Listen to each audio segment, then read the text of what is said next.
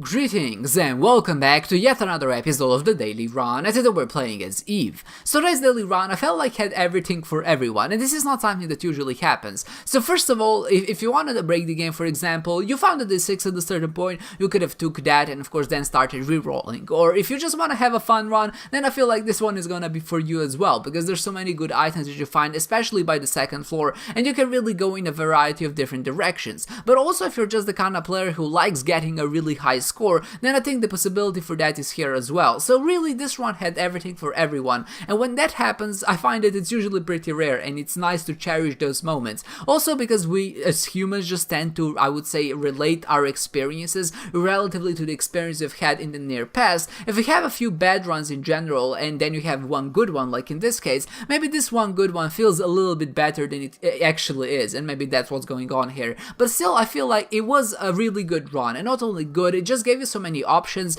and whenever you have options in a run, it feels like you can really tailor it to your expectation and maybe what you want to get out of this game. And what I went for in this case, I decided to take this D6 and I started re-rolling the library. And this is not something that I think is usually a valid strategy, but when it does work, it's usually pretty satisfying, because you get basically an item pedestal which contains 3 items at the same time, and that's obviously pretty great, because items, just getting items in general, is going to be something that's incentivized in Isaac, because they're the only way to get stronger. And this is not something I think a lot of people don't realize, but really the only way your character is gonna get stronger in this game is not if you go farther, it's not if you're gonna level up or whatever, because that obviously doesn't exist, but it's just gonna be based on how many items and which items you pick up, and depending on how many of those you have, it's usually a pretty good indication of how strong you are, or maybe at which phase in the run you are in the first place. And having 10 items on the third floor or exiting the second floor is usually a pretty good indication that what you have at your hand is something very special. That really doesn't happen all that often. So the way I did it, of course, I did take the D6, I started re-rolling, and that's something that kind of worked out in my favor. But if you want to go a different route, for example, if you decide to pick up the Razor Blade or even the Book of Shadows, both of those options I still feel like are going to be viable. They're just going to be a different way to approach the victory, and whenever a run basically, like I said, gives you more options and more ways to really go about it, then I feel like this is going to be the run that you'll remember, because not only did you make choices that were meaningful throughout the run, but you were also rewarded for those choices in the end, adjusting the virtue of finishing the run and not actually having too hard of a time. And this is something that I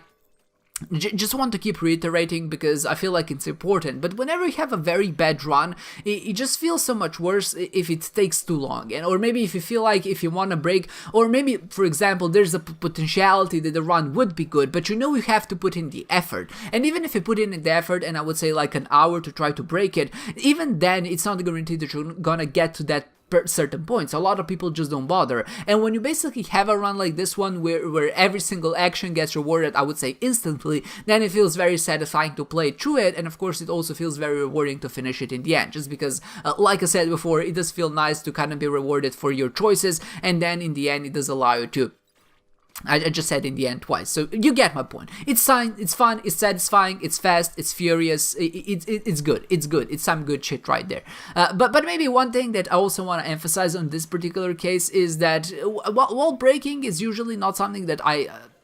would encourage, I would say. Well, of course it's good, it's part of the game, it's something you have to do if you want to have a high score, that's undoubtable, that those are the objective facts. I still feel like in a lot of cases I try to avoid it, because it tends to be a little bit boring, especially to watch and also just to play as, because it doesn't really, I would say, reward skill, it just rewards patience and how much time you're willing to invest. But in this particular case, because we found things like restock, and then past a certain point we also found items like the deck of cards or the starter deck, which turns everything into basically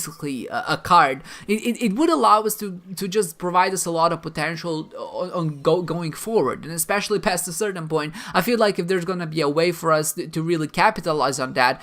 it would take so much time to take advantage of it. So for example, we had a lot of money in our bank sitting there, and because we had a Steam sale, everything was basically half off. So what I could have easily done, and because I had the battery charges, and I had of course the D6, I could have gone to the shop and just tried to buy a few items and hope that maybe one of those items would be something that would allow me to break the game. Or maybe ideally what I could have done is bought a lot of active items, and then I started re-rolling them with the D6 and started buying the discount batteries, because of course with restock you can also buy batteries or every other consumables that is in the shop, which will allow you to not only break the game but also like I said, just produce a lot of items in general. And this is something that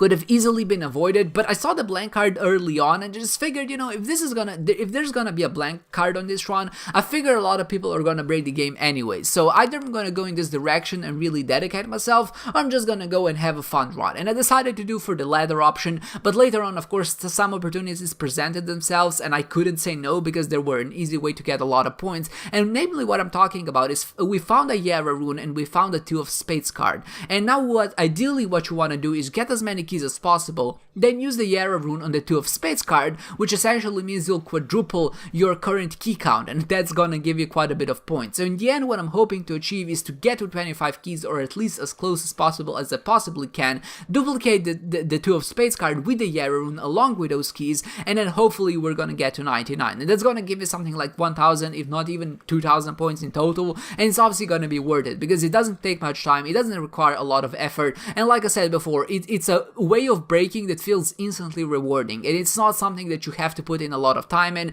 and it just feels, I would say, right to do it. And of course, as I'm kind of backtracking here, you can see me dropping the keys off, and it's nice to have an item which allows you to hold 2 cards at once, because that's also obviously going to allow you to get past a certain point of breaking, just to allow you to really get more points in the end. And this is exactly what I do. I duplicate the Yara rune, I duplicate the keys, I duplicate things with the Yara rune, I duplicate the 2 of spades card, I also duplicate the judgments, and in the end I finish with 99 consumables if in every category except the keys, which are just missing just a few. We're missing a few, but it's not too much. So our shrek bonus is 6500, which is very close to, I would say, ideal in some circumstance, and our damage penalty also wasn't very high. Obviously our rank here is not the best, it could have been a lot better, we could have found a way to go forward, and this was entirely possible in the scope of this run, but like I said, I decided to go for a fun run, and I feel like in the end that's really all that's gonna matter. I enjoyed this one, and at the same time I hope you enjoyed yourself, and I hope to see you next time.